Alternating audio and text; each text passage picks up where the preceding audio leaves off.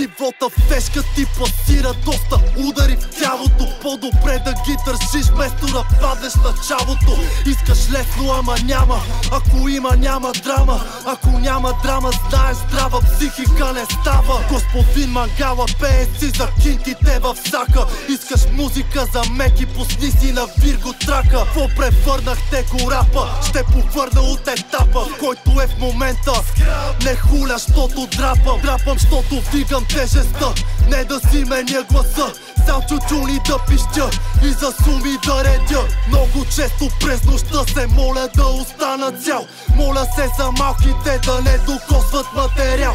Много ли си се наял? Има ли значение, щом носиш пагубност за това младо поколение? Като ги хване еуфория, утония, ухония, живот с склони към своеволия.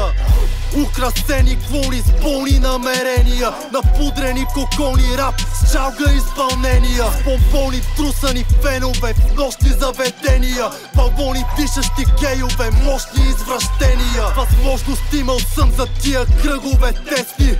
Преди години доста ме поканиха известни да запиша в тяхното студио няколко песни. Имах контакта, но за кучето бяха безинтересни. Въпреки че всички погледи и цялата вява бяха насочени директно към тях тогава, усещах, че за мен не става. И вместо да съм лицемер за лев, отказах офертата и си запазих нрава.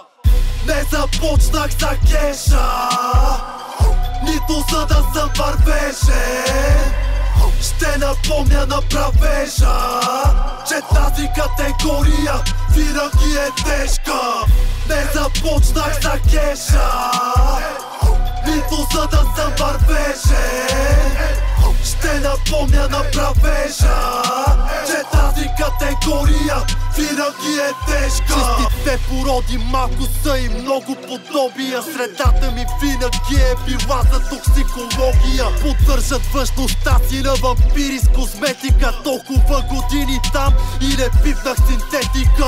Джаскам чашка с коняка, с кралска фаска, партагаска. Райска смазка с ряс от градус, властна трапа в югозапад. Бялата усойница, здраво потите, забиели зъбите в теб, те отравя бързо. Тази отрова те изтреслява, но в света на дяволите почваш да търсиш близост в душите на грешниците и да харесваш погрознелите лица на вещиците. Харесващите, ако си скеш на ситен. Момче, пази се, всяка такава е дишива вампир енергиен. Подадеш ли си безсилен, но кучето е с чиста съвест и сякаш среброто на врата ми и пречи да ме бие.